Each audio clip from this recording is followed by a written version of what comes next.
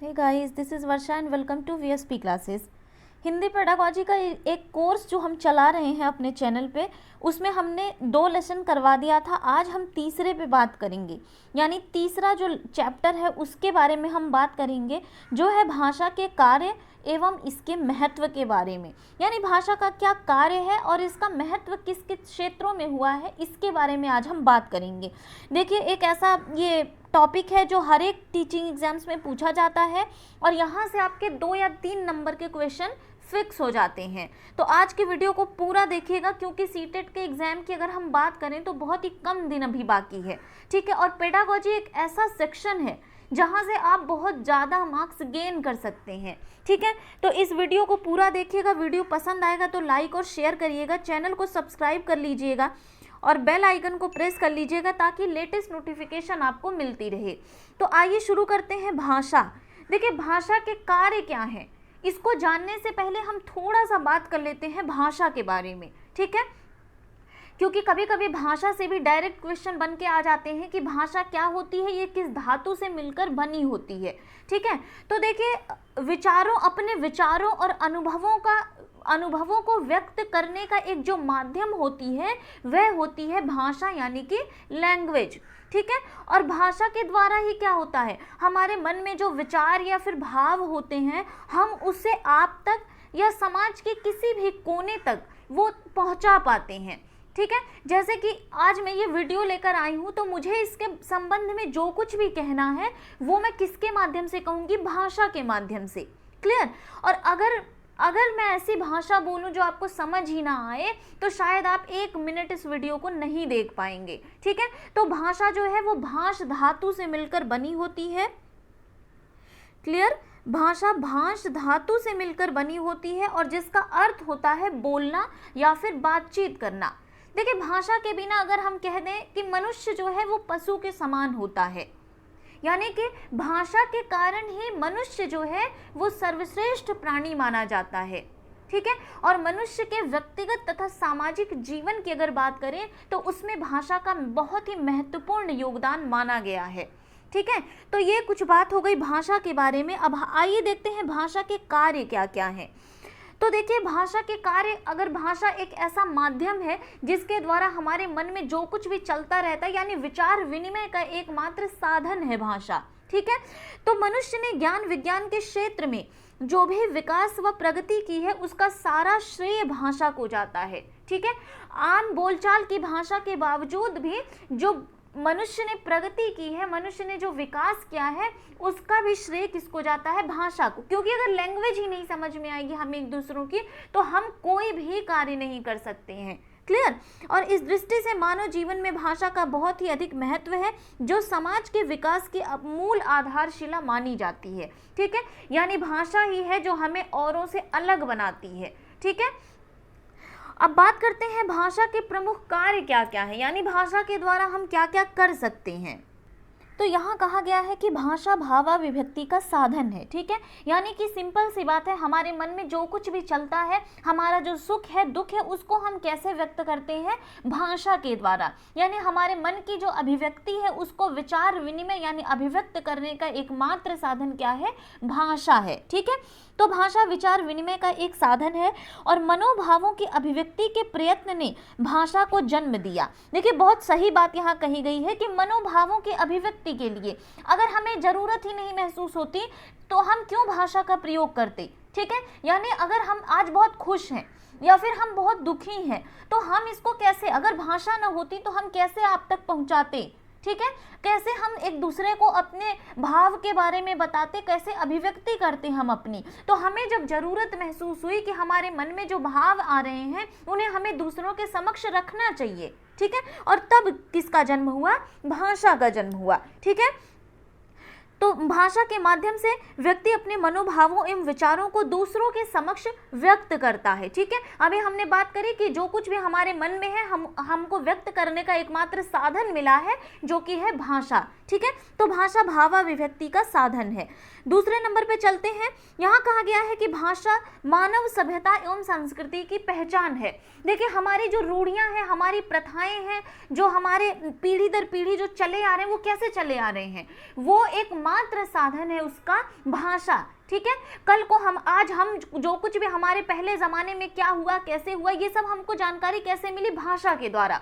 ठीक है, और आज जो कुछ भी हो रहा है, कल को हमारी अगली पीढ़ी आएगी, वो पढ़ के जानेगी, किसके द्वारा? भाषा के द्वारा। ठीक है, यानी हमारी सभ्यता क्या थी, हमारी संस्कृति क्या थी, पुराने ज़माने में लोग पहनते क्या थे, खाते क्या थे, रहते क्या कैसे थे, उनका रहन सहन कैसा था, आज हमें ये कैसे पता चला है? सिर्फ और सिर्फ भाषा के माध्यम से। ठीक है, तो ये पीढ़ी दर पीढ़ी जो हमारी सभ्यता और संस्कृति है वो हस्तांतरित होती रहती है एकमात्र माध्यम से, भाषा के माध्यम से। ठीक है, तो जैसे जैसे मानव समाज ने अपनी भाषा में प्रगति की, वैसे वैसे उनकी सभ्यता एवं संस्कृति को भी एक नई पहचान मिलती गई। ठीक है, और अपने भाषा की कहानी मानव सभ्यता व संस्कृति की कहानी है, यानी भाषा के द्वारा ही हम अपने सभ्यता एवं संस्कृति की पहचान भी करने लग गए। ठीक है, उसके बाद है ज्ञान प्राप्ति का प्रमुख साधन। देखिए, ज्ञान प्राप्ति का भी प्रमुख साधन कौन है? भाषा है। यानी भाषा के माध्यम से ही मूल्य, अभिवृत्ति तथा प्रथा ये क्या करती हैं? पीढ़ी दर पीढ़ी हस्तांतरित होती रहती हैं। ऊपर जो हमने बात करी है, तथा जैसे मैं आपको ज्ञान दे रही हूँ, कुछ पढ़ा रही हूँ, तो किसके माध्यम से? सिर्फ और सिर्फ भाषा के माध्यम से। ऐसा नहीं है कि सिर्फ मैं स्लाइड ले आ रही हूँ आपके सामने और आप पढ़ेंगे भी तो किसी न किसी भाषा में ही तो पढ़ेंगे। यानी ज्ञान प्राप्ति का भी प्रमुख साधन क्या है? भाषा है। और इसी तरह जब ये हमारे मूल्य, अभिवृत्ति और प्रथा ये पीढ़ी दर पीढ़ी जब हस्तांतरित होती रहती हैं, और इस तरह क्या होता है? भाषा का भी विकास होते रहता है। क्लियर?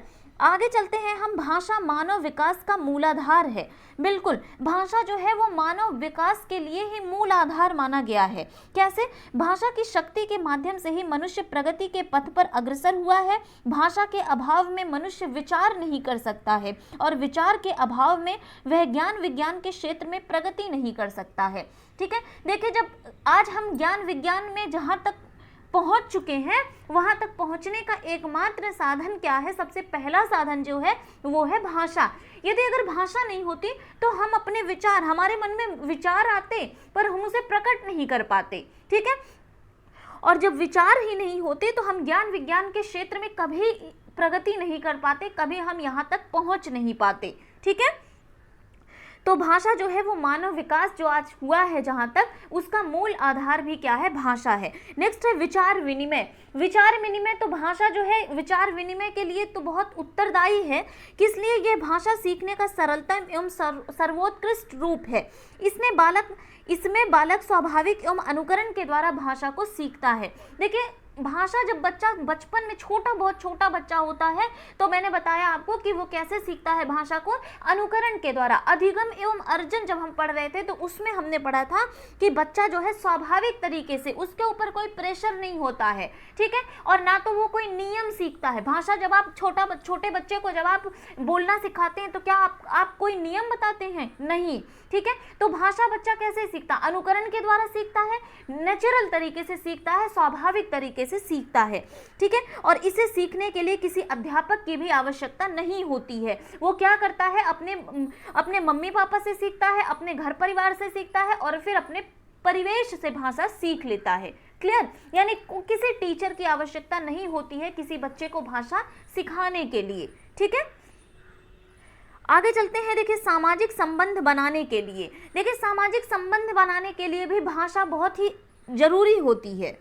यानी जब तक आपके पास भाषा नहीं रहेगी तब तक आप जो है वो समाज के लोगों से इंटरेक्शन नहीं कर पाएंगे, सामाजिक संबंध स्थापित नहीं कर पाएंगे। ठीक है, भाषा के माध्यम से ही कोई व्यक्ति समाज के साथ आपसी तालमेल विकसित कर पाता है। भाषा के जरिए वह अपने विचारों की अभिव्यक्ति कर समाज में अपनी भूमिका निर्धारित करता है। देखिए, आप देख लीजिए कि अगर आप किसी अदर स्टेट में चले जाएंगे और वहाँ की भाषा, जैसे आप बंगाल में गए तो आपको बंगाली नहीं आती है। ठीक है, तो आप क्या करेंगे? आप सामाजिक संबंध स्थापित नहीं कर पाएंगे क्योंकि आपको वहाँ की भाषा नहीं पता है। ठीक है, तो भाषा जो है वो सामाजिक संबंध बनाने के लिए भी बहुत ही उत्तरदायी होती है। ठीक है, और लास्ट भाषा के कार्य में व्यक्तित्व के निर्माण में सहायक। देखिए, व्यक्तित्व के निर्माण में भाषा अत्यंत सहायक होती है। कैसे होती है कि कोई रहता है जो आपने देखा होगा, बहुत सारे लोग ऐसे होते हैं जिनकी भाषा इतनी प्रभावशाली होती है कि वो बातचीत करके एक बहुत ही अच्छा अपने व्यक्तित्व का निर्माण कर सकते हैं, ठीक है।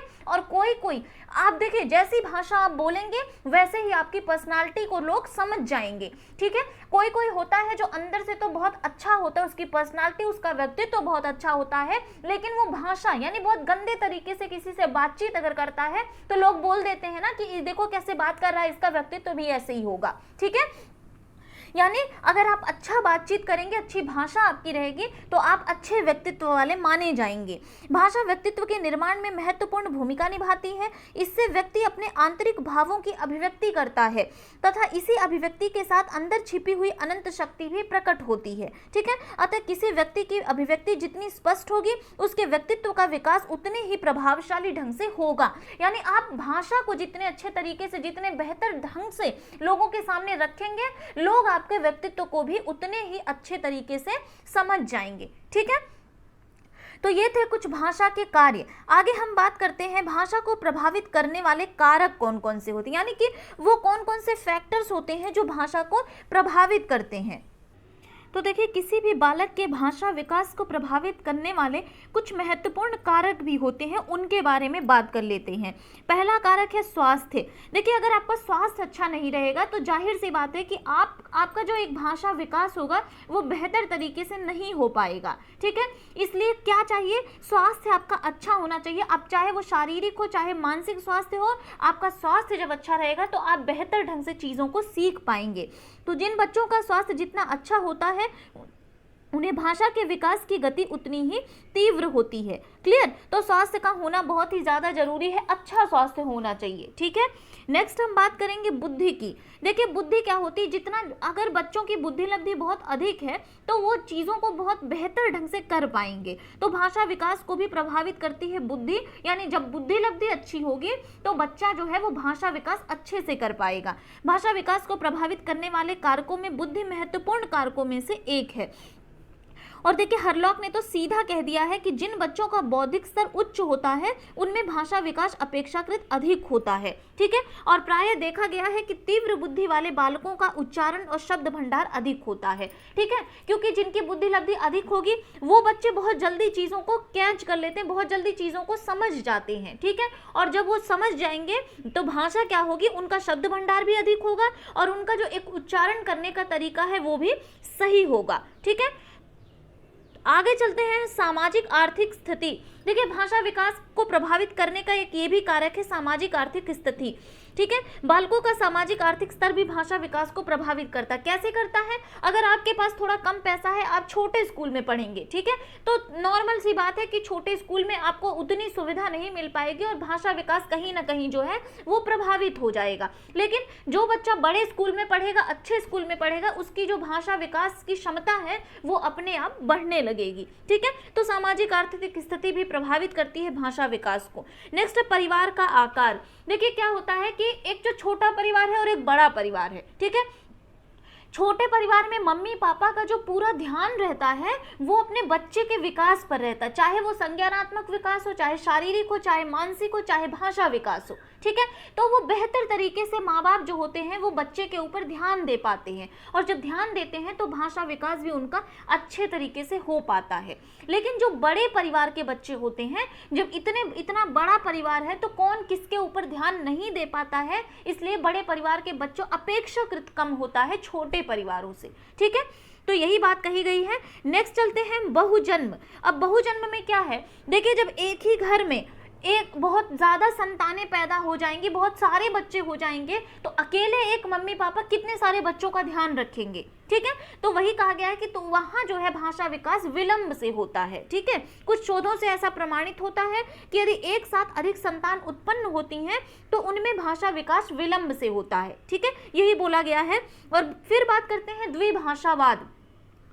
यानी कि देखिए, आपके घर में आपकी मम्मी जो है वो हिंदी बोलती हैं और आपके पापा जो है वो इंग्लिश बोलते हैं। अब बच्चा बीच में कंफ्यूज हो रहा है कि भाई वो बोले तो कौन सी भाषा बोले, हिंदी बोले या इंग्लिश बोले। और इसी कंफ्यूजन में किसके ऊपर असर पड़ता है, उसके भाषा विकास पर असर पड़ता है कि द्विभाषी परिवार में भी बच्चों का भाषा विकास प्रभावित होता है और वो भ्रमित हो जाते हैं कि आखिर वो कौन सी भाषा को सीखें, ठीक है। तो द्विभाषावाद हो गई। एक फिर आपका लास्ट हो गया परिपक्वता। परिपक्वता यानी कि देखें, जो भाषा अवयव हैं जिनके द्वारा हम भाषा को बोलते हैं वो 5 भाषा अवयव होते हैं, ठीक है। तो अगर उनमें कुछ दिक्कत आ जाती है, जैसे आपने देखा होगा कि कई बच्चे जो होते हैं वो ढंग से बोल नहीं पाते, ठीक है, तो उनके जीभ में, उनके तालू में कुछ दिक्कत होती है, इसलिए वो बोल नहीं पाते हैं, ठीक है। तो इससे भी आपकी भाषा विकास जो होगी उसकी क्षमता कम हो जाएगी और भाषा विकास जो होगा वो प्रभावित होगा, ठीक है। तो परिपक्वता का तात्पर्य भाषा अवयवों एवं स्वरों पर नियंत्रण होना। बोलने में जिह्वा, तालु, गला, होठ, दांत तथा स्वर यंत्र आदि जिम्मेदार होती हैं। इनमें से किसी भी प्रकार की कमजोरी या कमी वाणी को प्रभावित करती है। किसी एक में अगर अपरिपक्वता होगी तो आप बेहतर तरीके से बोल नहीं पाएंगे, और जाहिर सी बात है कि अगर आप बोल नहीं पाएंगे तो आपका भाषा विकास जो होगा वो प्रभावित होगा। क्लियर। तो ये थे भाषा विकास को प्रभावित करने वाले कुछ मेन फैक्टर के बारे में हमने बात करी थी। अब आइए देखते हैं भाषा विकास में सुनने की क्या भूमिका होती है, ठीक है। तो देखिए, भाषा विकास में सुनने की बहुत महत्वपूर्ण भूमिका होती है कि शुद्ध उच्चारण करने में सुनना एक स्वाभाविक प्रक्रिया है एवं इसके माध्यम से बच्चों में शुद्ध उच्चारण करने के कौशल का विकास होता है। देखिए, बच्चा क्या करता है, पहले ही हमने बात करी है कि बच्चा अनुकरण के द्वारा भाषा को ग्रहण करता है, ठीक है। अब अनुकरण के द्वारा कैसे करेगा, जब आप शुद्ध उच्चारण करेंगे तो वो शुद्ध वो भी सुनेगा, ठीक है। इसीलिए कहते हैं कि बच्चे, चाहे वो माता पिता हो या फिर टीचर हो, उनको बच्चों के सामने शुद्ध उच्चारण करना चाहिए, ठीक है। तो इनमें जो है भाषा विकास में सुनने की भूमिका से क्या होगा, शब्द भंडार में वृद्धि होगी। जितना ज़्यादा बच्चा सुनेगा चीज़ों को, उतनी ज़्यादा उसकी जो एक लैंग्वेज पावर है वो बढ़ जाएगी, यानी कि शब्द भंडार में वृद्धि, नए नए शब्द सीखने को उसको मिलेंगे, ठीक है। तो सुनने की प्रक्रिया से बच्चों के शब्दकोश में वृद्धि होती है, जिसके माध्यम से उसके भाषा विकास में भी वृद्धि होगी, ठीक है। फिर हम बात करते हैं ध्वनियों का विभेदीकरण। देखिए, भाषा विकास में सुनने की भूमिका से बहुत क्वेश्चन पूछे जाते हैं, ठीक है। तो ध्वनियों का विभेदीकरण से क्या तात्पर्य है, सुनना जो कौशल है वो ध्वनियों के विभेदीकरण का सबसे अच्छा माध्यम है। इसके द्वारा, जैसे देखिए, अगर बच्चा बेहतर ढंग से सुनेगा तो आप जो है, अगर मान लीजिए आप किसी भी सेंटेंस को बोल रहे हैं और बीच में कॉमा आ जाएगा, ठीक है, कॉमा पे हमें 1 सेकंड के लिए रुकना पड़ता है, ठीक है। तो अगर बच्चा बेहतर तरीके से सुनेगा आपकी बातों को, तो वो उतार चढ़ाव, जो बोलने में एक उतार चढ़ाव होता है, जब फुल स्टॉप लगता है तो आपको 1 सेकंड के लिए वहां रुकना होता है, ठीक है। इन बारीकियों को, इन उतार चढ़ावों को बच्चा बेहतर तरीके से सीख पाएगा। अगर कब सीख पाएगा, जब वो ध्यान से चीजों को सुनेगा। क्लियर। आगे चलते हैं दूसरों की अभिवृत्तियों को ग्रहण करने में।